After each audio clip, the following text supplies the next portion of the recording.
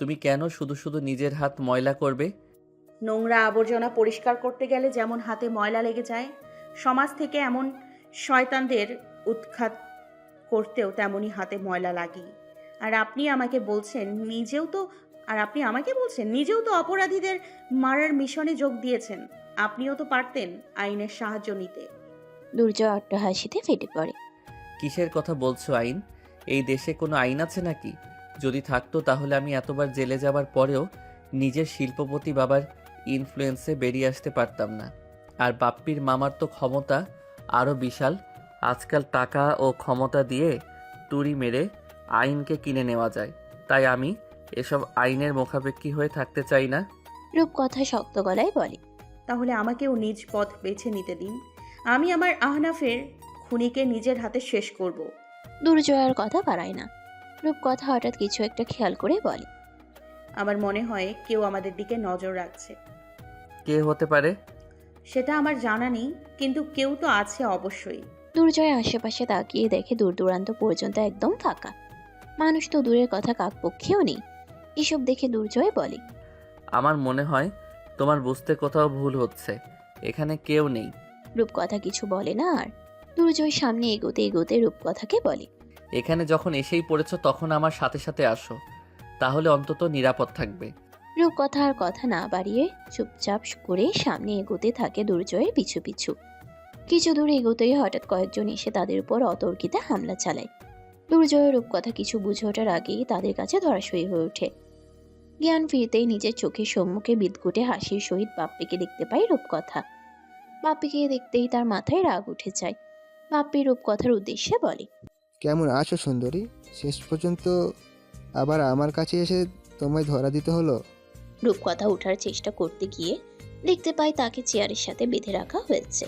পাশেই দুর্জয়কে বেঁধে রাখা। রূপকথা দুর্জয়কে আলতো করে ডাকতে থাকে। বাপ্পি বলে ওঠে। বাহ, আহনাফ মরতে না মরতেই নতুন নাগর জোগাড় করে নিলে। তাহলে আমি কি দোষ করেছিলাম? বলেই গা জ্বালানো হাসি দেয়। আর রূপকথার আগে কাঁপতে থাকে। এর মধ্যে দুর্জয় জেগে ওঠে। বাপ্পিকে দেখে সে হিংস্র হয়ে ওঠে, কিন্তু কিচ্ছু করতে পারে না। বাপ্পি বলে। আমাকে মারতে এসেছিলি না? আজ দেখ ওদের দুজনের আমি কি অবস্থা করি। বলেই সে হাতে একটা চাবুক তুলে নেয়। সে চাবুক দিয়ে বাপ্পি দুর্জয়কে নির্দয়ভাবে মারতে থাকে। রূপকথা এহেন নিষ্ঠুরতা সহ্য করতে পারে না। বাপ্পি হাঁফিয়ে গিয়ে থেমে যায়। ততক্ষণে দুর্জয়ের অবস্থা খারাপ হয়ে গেছে। পুরো শরীর রক্তাক্ত। বাপ্পি এবার রূপকথার দিকে এগিয়ে গিয়ে বলে। এবার সেদিনকার অসম্পূর্ণ কাজটা সম্পূর্ণ করে ফেলি। রূপকথার হাতের বাঁধন খুলে তাকে নিজের কাছে টানতে থাকে। তার শরীরের স্পর্শকাতর স্থানে হাত বোলাতে থাকে। রূপকথার পরনের সালোয়ার কামিজের হাতা টেনে ছিঁড়ে ফেলে। শরীরের বিভিন্ন স্থানে আঁচড় কাটতে থাকে। রূপকথা আর সহ্য করতে পারে না। সে প্রতিজ্ঞা করে এর শেষ দেখে ছাড়বে। তাই নিজের শরীরের সর্বশক্তি দিয়ে বাপ্পিকে ঠেলে দূর করে দেয়। আর বাপ্পি পড়ে যেতেই এই সুযোগকে কাজে লাগিয়ে দুর্জয়ের বাঁধন খুলে দেয়। দুর্জয় তখনও অনেক দুর্বল ছিল। রূপকথা নিজেকে বাঁচানোর জন্য নিজের সাথে লুকিয়ে আনা একটা ছুরি বের করে নেয়। বাপ্পি পুনরায় ছুরিকাঘাত করতে শুরু করে দেয়। পেট, পিঠ, হাত পা কোনো স্থানই বাকি রাখে না। এক সময় প্রবল ক্রোধে বাপ্পির পুরুষাঙ্গে ছুরি দিয়ে আঘাত হানে। ব্যাস, বাপ্পির সাথে সাথেই চিৎকার করে সেখানে পড়ে যায়।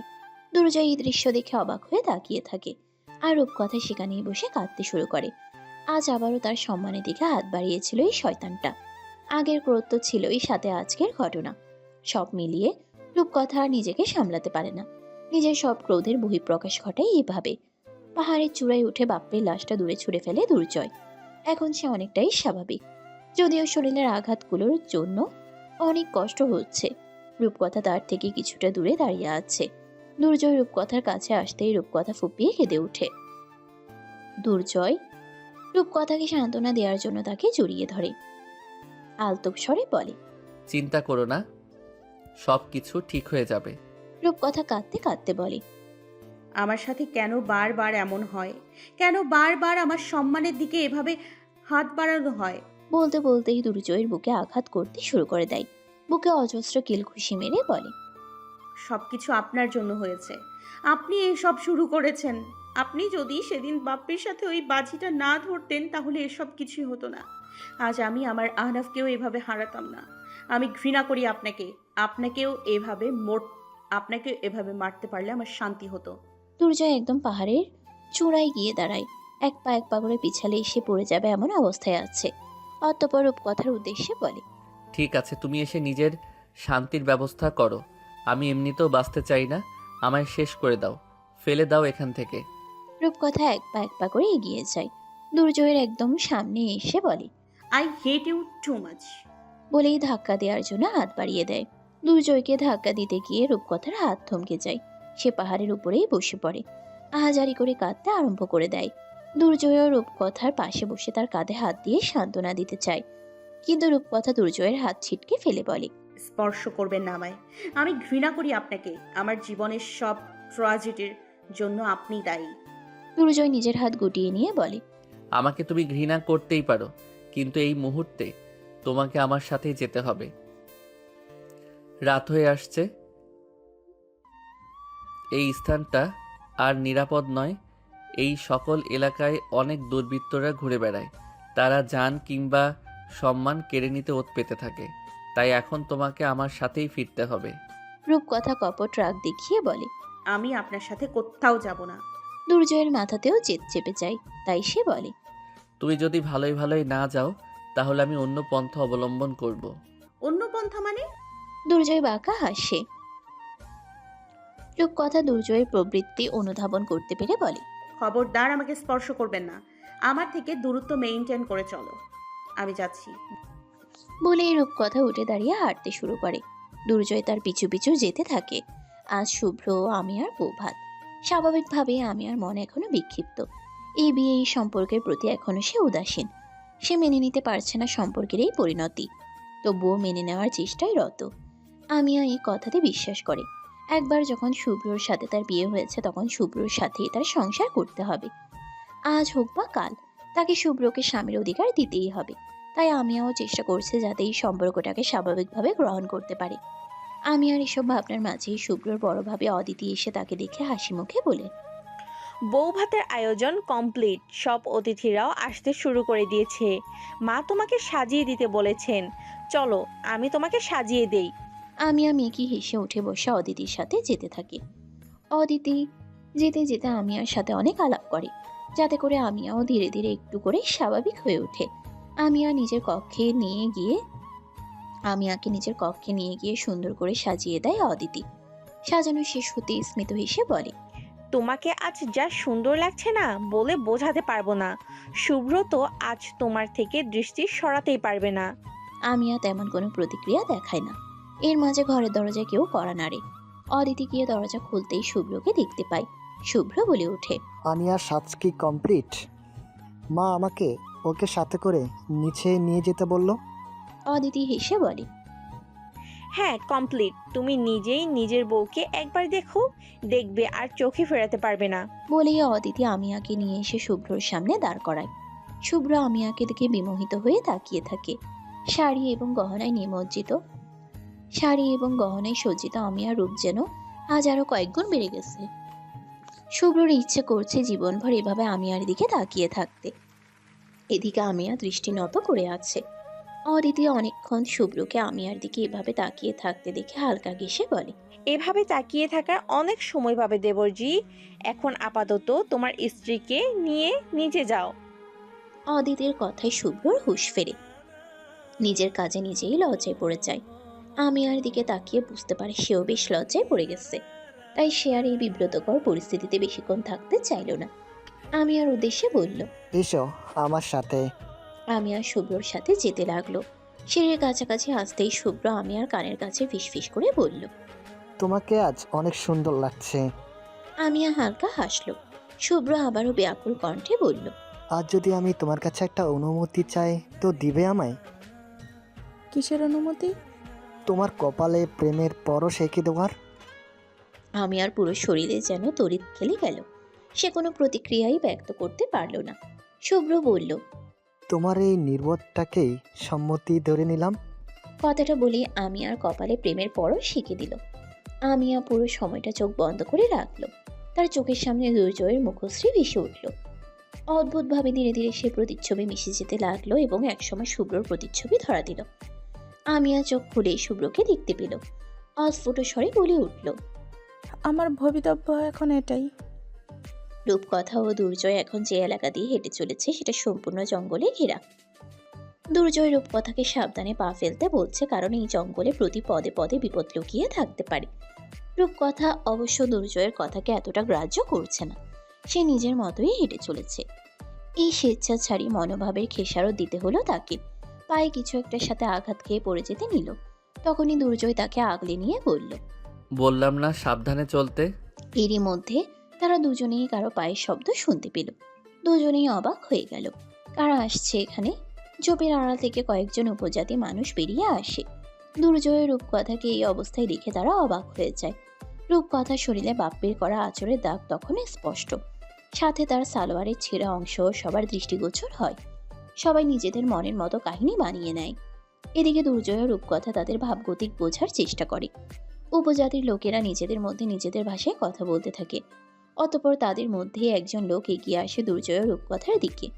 লোকটা আধো আধো বাংলায় বলল, তোমরা আমাদের সাথে আমাদের সর্দারের ডেরায় চলো। দুর্জয় বলে, আমরা কেন যাব ওখানে? লোকটা বলে, যদি নিজেদের ভালো চাও তো চলো, না হলে এখানে যারা আসে তারা সবাই কিন্তু তোমাদের উপর ক্ষেপে আছে। তোমাদের অর্থনৈতিক কাজের জন্য সবাই রুষ্ট। এই জঙ্গলের মাঝে আমাদের কাবিলা সবাই মিলে যদি তোমাদের উপর হামলা চালায় সেটা কিন্তু ভালো হবে না। এসব কি ফালতু কথা বলছেন? রূপকথা ভয় পেয়ে যায় এসব শুনে। এসব লোকেরা না জানি তাদের ব্যাপারে কি ভাবছে। সেটাও বুঝতে পারে দুর্জয় স্বভাবচারিতভাবেই নিজের মারকুটের স্বভাব বজায় রাখবে, যেটা তাদের জন্য ভালো হবে না। কারণ এতগুলো লোকের সাথে তারা একা পেরে উঠবে না। তাছাড়া এইসব লোকের কাছে বর্ষা ও তীর ধনুক জাতীয় অনেক অস্ত্র আছে, তাই এদের মোকাবিলা করাও সহজ হবে না। এজন্য সে দুর্জয়ের উদ্দেশ্যে বলে, ওরা যা বলছে তাই করা উচিত আমাদের, না হলে হিতে বিপরীত হতে পারে। দুর্জয় ব্যাপারটা অনুধাবন করতে পেরে সাই জানায়। উপজাতির কাবিলায় রূপকথা ও দুর্জয়ের বিচার সভা বসেছে তাদের সর্দারের মসজিদে। সর্দার তাদের নিয়ে আসা ব্যক্তিদের বয়ান শুনে এবং রূপকথার দিকে ভালোভাবে খেয়াল করে অনুধাবন করে তারা কোনো অনৈতিক কাজ করতে এখানে এসেছিল। সর্দার বাংলায় কথা বলতে জানে, তাই সে রূপকথা ও দুর্জয়ের উদ্দেশ্যে বলে, আমরা সবাই শতভাগ নিশ্চিত তোমরা এখানে কোনো অনৈতিক কাজ করতে এসেছিলে। এর আগেও আমাদের কাবিলের আশেপাশে এমন অনেক ঘটনা ঘটেছে। এই তো কয়েক মাস আগে একটা মেয়েকেও ধর্ষণ করে এখানে মেরে রেখে দিয়ে যায়। আর পুলিশ এসে আমাদের কাবিলার নিরীহ মানুষদের ধরে নিয়ে যায় সন্দেহের বশে। এখনো সেই কেস চলছে, তাই আমরা কেউ আর ঝুঁকি নিতে প্রস্তুত নই। দুর্জয় বলে, আপনারা ভুল বুঝছেন, এমন কিছুই না। আসল ব্যাপারটা হচ্ছে, সর্দার বলেন, তাই তোমাদের কোনো অজুহাত আমি শুনতে চাই না। তোমাদের সামনে দুইটা উপায় রাখছি, হয় তোমরা দুজনে নিজেদের ধর্মের মতো এখানে বিয়ে করে নাও, আর না হলে তোমাদের দুজনকে আমাদের কাবিলার নিয়ম অনুসারে অনৈতিক কার্যক্রম করার অপরাধে পুরুষের মারা হবে। দুর্জয় ও রূপকথা দুজনেই হতবাক হয়ে যায়। রূপকথা বলে ওঠে, বিশ্বাস করুন, আমাদের এত কঠিন শাস্তি দেবেন না। সিদ্ধান্ত তোমাদের হাতে। রূপকথা বলে, ঠিক আছে, যদি এমনই হয় তো আমায় পুড়িয়ে মারুন, তবু আমি এই লোকটাকে বিয়ে করব না। দুর্জয় রূপকথার পাশে গিয়ে দাঁড়িয়ে তার হাত শক্ত করে ধরে বলে, আমি এই মেয়েটাকে বিয়ে করতে রাজি আছি। দুর্জয়ের কথা শুনে রূপকথা বিস্ফোরিত নয়নে তাকায় তার পানে। দুর্জয় থেকে হাত ছাড়িয়ে নেওয়ার চেষ্টা করতে থাকে। দুর্জয় মৃদু স্বরে বলে, তুমি শান্ত থাকো।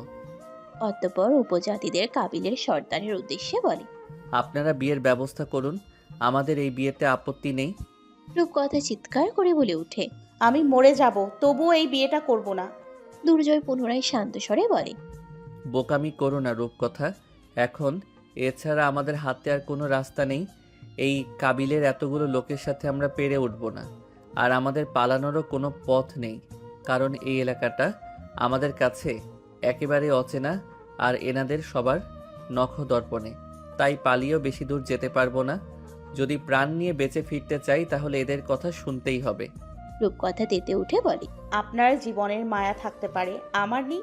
আমি মরে যেতে রাজি, কিন্তু এই বিয়ে করতে রাজি না। তুমি ভুল ভাবছো রূপকথা। আমি মরতে মোটেই ভয় পাই না। আমি তোমার নিরাপত্তার কথা ভেবেই এই বিয়েতে রাজি হয়েছি। কারণ তুমি আমার বন্ধু আহনাপের খুব প্রিয় একজন, যাকে বাঁচানোর জন্য সে নিজের প্রাণ কোরবানি দিয়েছে। আমি চাই না তার সেই কোরবানি বৃথা যাক। আশা করি তুমিও চাইবে না। রূপকথা এবার একটু নরম হয়, স্মিত স্বরে বলে। কিন্তু আমি শুধু আর শুধু আহনাফকে ভালোবাসি। অন্য কাউকে বিয়ে করা আমার পক্ষে সম্ভব নয়। আপনাকে তো নয়ই। এই বিয়েটার কোনো মানে থাকবে না। আমিও কখনো তোমার কাছে স্বামীর অধিকার চাইব না। এটা জাস্ট বিপদ থেকে বাঁচার জন্য একটা চুক্তি, ব্যাস। রূপকথা প্রতি উত্তরে কিছু বলে না। কিছুক্ষণ পরেই কাবিলার লোকেরা লোকালয় থেকে কাজী ডেকে ইসলাম মতে তাদের বিয়ে সম্পন্ন করার ব্যবস্থা করে। রূপকথার হাত পা কাঁপছিল। কাজী দুর্জয়কে কবুল বলতে বললে সে একটু সময় নিয়ে কবুল বলে, আর রূপকথা তো কিছুতেই কবুল বলতে রাজি ছিল না। প্রায় মিনিট 5 চুপ থাকায় কাবিলার মানুষগণ রেগে যায়। কাজীও বিরক্ত হয়ে বলে, আর কতক্ষণ অপেক্ষা করবে? জলদি কবুল বলে দাও। রূপকথা উঠে দাঁড়িয়ে বলে, আমি কবুল বলবো না। এই বিয়েটা আমি করব না। শেষ মুহূর্তে এসে রূপকথার এমন কথা দুর্জয়কে অবাক করে দেয়। কি করতে চাইছে কি মেয়েটা? এদিকে কাবিলার সর্দার ভীষণ রেগে গিয়ে বলেন, এক্ষুনি আগুন নিয়ে এসে এই মেয়েকে জ্বালিয়ে দেওয়ার ব্যবস্থা করো। নষ্টামি করার সময় আছে, কিন্তু বিয়ের বেলায় নেই। সাথে সাথেই কয়েকজন হাতে মশাল নিয়ে এগিয়ে আসে। আবার কিছু জনের হাতে ছিল কেরোসিন। সে কেরোসিনগুলো রূপকথার গায়ে ছিটিয়ে দেয়। দুর্জয় রূপকথাকে আগলানোর জন্য এগিয়ে আসে। তাকে শক্ত করে জড়িয়ে ধরে কানে ফিসফিস করে বলে, তুমি যদি এক্ষুনি কবুল না বলো তাহলে আমি সবার সামনে এমন কিছু করব যা তুমি ভাবতেও পারছো না। দুর্জয়ের এমন হুমকিতেও রূপকথা ভয় পায় না। সে যেন শপথ নিয়েছে মরে যাবে তাও কবুল বলবে না। দুর্জয় রূপকথার এমন ঘাটতেরামি দেখে বাধ্য হয়ে তাকে কোলে তুলে নেয়। অতঃপর তার দিকে মুখ এগিয়ে নিতে যাবে, তখনই রূপকথা ভয় ভয়ে বলে ফেলে, কবুল। কাজী বলে ওঠেন। এ বিষয় সম্পূর্ণ হলো। রূপকথার পুরো দুনিয়া যেন থমকে গেল। সে সাথে সাথে গগন বিতারক আহাজারি করে কাঁদতে লাগলো। দুর্জয় রূপকথাকে নিচে নামিয়ে দিল। রূপকথা চিৎকার করে বলতে লাগলো, এই বিয়ে আমি মানি না, মানি না এই বিয়ে। বলেই সে কাবিলা থেকে বেরিয়ে জঙ্গলের দিকে ছুটতে লাগলো। দুর্জয় ছুটতে লাগলো তার পেছনে। কাবিলার কিছু লোক তাদের পেছনে যেতে নিলেই সর্দার বলল, ওদের বিয়েটা হয়ে গেছে, এখন বাকিটা ওদের বুঝে নিতে দেও। আমাদের আর মাথা ঘামাতে হবে না এই ব্যাপারে। সর্দারের কথায় সবাই থেমে গেল। রূপকথা একটা বড় অসৎ গাছের নিচে বসে কাঁদতে লাগলো। তার কান্নার গতি কিছুতেই থামছে না। মাথা থেকে কিছুতেই কাজীর বলা কথাটা ছেড়ে ফেলতে পারছে না। ওই দুর্জয়ের সাথে এখন তার বিয়ে হয়েছে। দুর্জয় এখন তার স্বামী, এটা মেনে নেওয়া তার জন্য কষ্টকর। এরই মধ্যে দুর্জয় এসে তার সামনে দাঁড়ায়। দুর্জয়কে দেখে তার চাপা খুব বৃদ্ধি পায়। উঠে দাঁড়িয়ে দুর্জয়ের কলার চেপে ধরে বলে, এই সব কিছু আপনার প্ল্যান, তাই না? আপনি ষড়যন্ত্র করেছেন সব। কেন করলেন এমন? আমার আর সহ্য হচ্ছে না, নিজেকে শেষ করে দিতে মন চাইছে। তুমি নিজেকে সামলাও, কিছু হয়নি। এত কিছু হয়ে গেল আর আপনি বলছেন কিছুই হয়নি? আমি বা তুমি কেউই মন থেকে বিয়েটা করিনি। এটা আমাদের কাছে জীবন বাঁচানোর চুক্তি ছিল। এটাকে একটা দুঃস্বপ্ন ভেবে ভুলে যাও। এমনিতেও এখন থেকে আমাদের পথ সম্পূর্ণ আলাদা। তুমি চলবে তোমার পথে আর আমি আমার পথে। আমি কখনো তোমার পথে আসবো না। So relax. রূপকথা অসৎ গাছের নিচেই বসে থাকে অনেকক্ষণ। দুর্জয় এক পর্যায়ে বলে, এখন যাওয়া যাক। শুধু ঢাকা ফেরা পর্যন্ত আমাকে সহ্য করে নাও। তারপর আমি আর কখনো তোমার সামনে আসবো না, কথা দিলাম। রূপকথা এবার উঠে দাঁড়ায়। দুর্জয়ের দিকে তাকিয়ে বলে, মনে থাকে যেন। পরের দিন বিয়ের পর আজ আমিয়া প্রথম ভার্সিটিতে এলো। সবাই তার দিকে আর চোখে তাকাচ্ছে। ভার্সিটির সবাই জেনে গেছে যে তার সহিত প্রফেসর শুভ্রর বিয়ে হয়েছে। ব্যাপারটা এমন হট টপিকে পরিণত হয়েছে যাকে বলে টক অফ দ্য টাউন। আমি আর এসব একদম ভালো লাগছে না। সবাই তার দিকে অদ্ভুতভাবে তাকাচ্ছে। এত সব কিছুর মাঝে আমি আর চোখ খুঁজছে রূপকথাকে। গতকাল থেকে মেয়েটার সাথে যোগাযোগ করার চেষ্টা করে ব্যর্থ হচ্ছে। মেয়েটা তার বউ ভাতেও এলো না। খুঁজতে খুঁজতে তার চোখ যায় কৃষ্ণচূড়া খুঁজতে খুঁজতে তার চোখ যায় ক্যাম্পাসের অদূরে থাকা কৃষ্ণচূড়া গাছটার দিকে। সেখানেই উদাস মনে দাঁড়িয়ে আছে রূপকথা। আমিও তাকে দেখেই তার দিকে এগোতে থাকে। এদিকে রূপকথা সম্পূর্ণ নিজের খেয়ালে ব্যস্ত। মন পড়ে আছে গতকালকে দুর্জয়ের সাথে বলা শেষ কথাগুলো। দুর্জয়ের সাথে করে সিলেট থেকে ঢাকাগামী একটি বাসে করে সে ঢাকায় ফিরে আসে। বাস থেকে নেমেই দুর্জয় রূপকথাকে বলে, যান, এই রাস্তাটা আপনার আর এই রাস্তাটা আমার। দোয়া করব যেন এই দুটো রাস্তার গতিপথ এমন ভিন্ন দিকেই থাকে, কখনো এক না হয়। কথাটা বলেই সে চলে গিয়েছিল, একবারও ফিরে তাকায়নি। কথাটার মাঝে কি ছিল রূপকথা জানে না, কিন্তু সে কথাটা ভুলতে পারছে না। হতাশার সহিত দীর্ঘশ্বাস ফেলে বলে, আমি ভুলতে চাই গতকাল ঘটে যাওয়া সব ঘটনা। আমাদের পথ এমন আলাদাই থাকুক। রূপকথার ভাবনার মাঝেই আমিয়া তার সামনে এসে দাঁড়িয়ে বলে। কিরে, কি ভাবছিস তুই? রূপকথা থতমত খেয়ে বলে, কিছু না। কাল থেকে তোর কোনো খোঁজ নেই। আমার বউবাতেও তো এলি না, ব্যাপারটা কি বলতো? রূপকথা বলে, একটু ব্যস্ত ছিলাম তাই আর কি। বুঝি না তোর এত কিসের ব্যস্ততা। এভাবেই টুকিটাকি কথা বলতে থাকে, কিন্তু রূপকথা কোনোভাবেই দুর্জয়ের ভাবনা থেকে বের হতে পারছিল না। হতাশার সহিত দীর্ঘশ্বাস ফেলে আমিয়াকে জিজ্ঞেস করে বলে, আচ্ছা, দুর্জয়কে তোর এত পছন্দ ছিল কেন? কি দেখেছিলি ওর মধ্যে? এসব অতীতের কথা তুলিস না, আর আমার কষ্ট হয়। বল না আমায়। লোকটার চোখের দিকে তাকালে মনে হতো তার চোখে বিষাদ সিদ্ধ লুকিয়ে রেখেছে। আমার আগ্রহ ছিল সেই বিষাদ সিদ্ধ সম্পর্কে জানার, কিন্তু পারলাম না। রূপকথা আমিয়ার কথা শুনে আনমনেই বলে, ভাগ্যে যে অন্য কিছু ছিল। সময় কারোর জন্য অপেক্ষা করে না। দেখতে দেখতে 1 বছর অতিবাহিত হয়ে গেছে। এই 1 বছরে শুধু দিন বদলায়নি, সবার জীবনে অনেকাংশে বদলে গেছে। শুভ্র আমিয়ার সম্পর্ক এখন অনেকটাই স্বাভাবিক।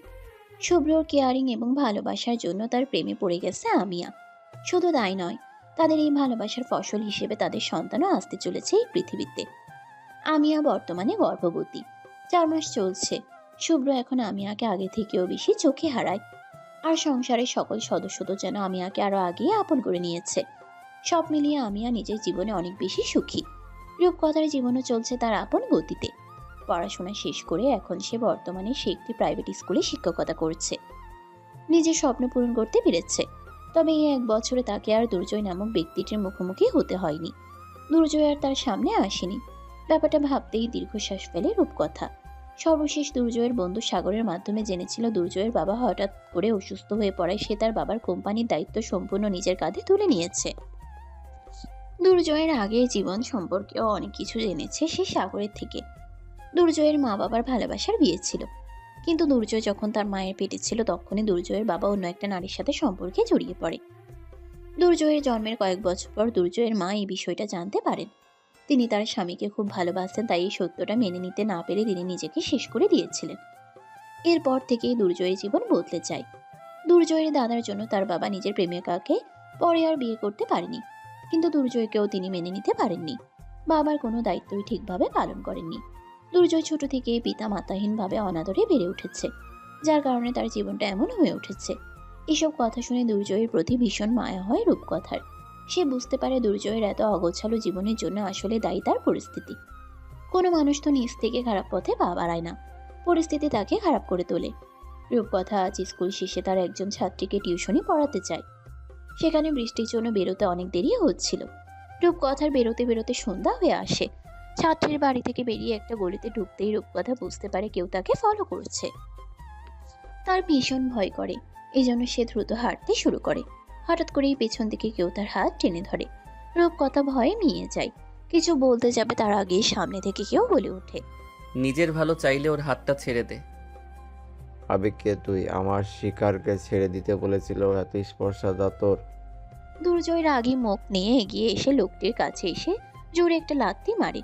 লোকটা পড়ে যেতেই লোকটার উপরে উঠে তাকে মারতে থাকে। পরিস্থিতি বেগতিক দেখে রূপকথা বলে ওঠে, ছেড়ে দিন ওনাকে, লোকটা মরে যাবে। দুর্জয় তবুও থামে না। লোকটা জ্ঞান না হারানো পর্যন্ত প্রহার করে চায়। জ্ঞান হারানোর পরপরই উঠে দাঁড়ায়। রূপকথা দুর্জয়ের দিকে একটা রুমাল বাড়িয়ে দিয়ে বলে, হাতে লেগে থাকা রক্তগুলো মুছে ফেলুন।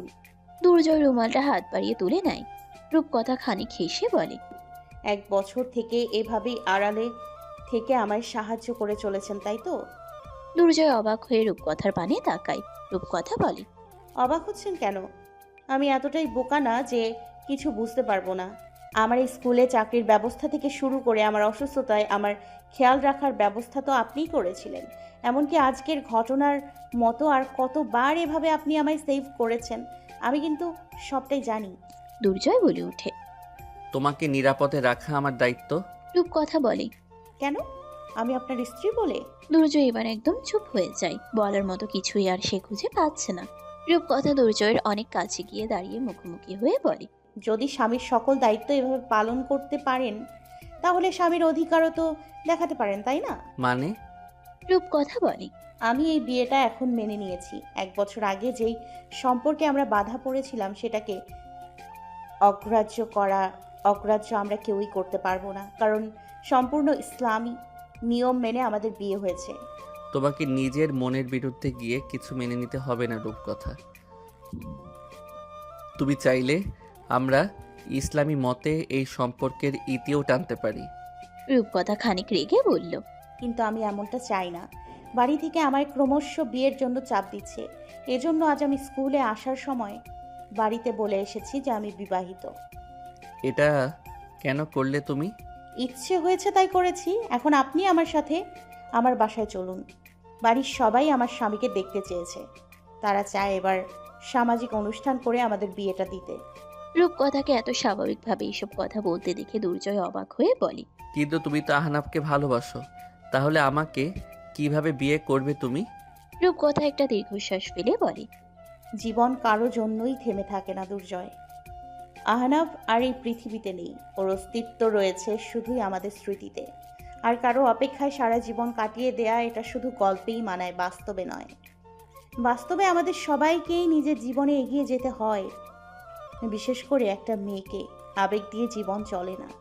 এখন যদি আমি আজীবন একা থাকি, তাহলে শেষ বয়সে একাকিত্ব আমায় ঘিরে ধরবে। আমি সেটা চাই না। আমি জীবনের প্রতিটা মুহূর্ত উপভোগ করতে চাই। বিয়ে একটা পবিত্র সম্পর্ক, এর মধ্যে আরও নতুন সম্পর্কের সূত্রপাত হয়। এই বিয়ে থেকে বঞ্চিত থাকা বোকামি ছাড়া কিছুই নয়। কারণ এই বিয়ের মাধ্যমেই একজন নারী মাতৃত্বের সুখ অনুধাবন করে। আর যারা বলে কাউকে মনে রেখে আজীবন একা থাকতে হবে, তারা হয় অতি আবেগী, আর না হয় বাস্তবতা সম্পর্কে তাদের কোনো জ্ঞান নেই। এই সমাজে একা একটা মেয়ের আজীবন অবিবাহিতা থাকা অভিশাপের মতো। এই সব কিছু চিন্তাভাবনা করেই আমি জীবনে এগিয়ে যাওয়ার সিদ্ধান্ত নিয়েছি। আপনি কি এই সিদ্ধান্তে আমার পাশে থাকবেন? দুর্জয় মৃদু এসে বলে। অবশ্যই। রূপকথা চিন্তা মুক্ত হয়। দুর্জয় রূপকথার উদ্দেশ্যে বলে, কিন্তু আরেকবার ভেবে নাও, আমার সাথে বিয়ের ব্যাপারে কি সব দিক চিন্তা ভাবনা করেছো? আমার জীবনটা কিন্তু বড্ড অগোছালো। আমার জীবনে এলে তোমায় ঝলসে যেতে হবে। ঝলসে যাব জানি, কিন্তু আমি ঝলসে যেতে প্রস্তুত আপনার প্রণয়ে। দুর্জয় অবাক হয়ে তাকিয়ে থাকে। এই 1 বছরে মেয়েটার খেয়াল রাখতে রাখতে কখন যে প্রেমে পড়ে গেছে সেটা সে নিজেও বুঝতে পারেনি। আজকের দিনটা যেন তার কাছে পুরো স্বপ্নের মতো, যেখানে তার ভালোবাসার মানুষটা নিজে থেকে তার কাছে ধরা দিতে চাইছে। দুর্জয় রূপকথাকে নিজের কাছে টেনে নিয়ে তার কপালে ভালোবাসার আলতো পরশ এঁকে দিয়ে বলে, সমাপ্ত। সারা জীবনের জন্য তোমার হাত ধরতে চাই। কখনো এই হাত ছেড়ে যেও না। প্রতি মুহূর্তে ঝলসে আঙ্গার হও, তবুও তুমি আমার হও।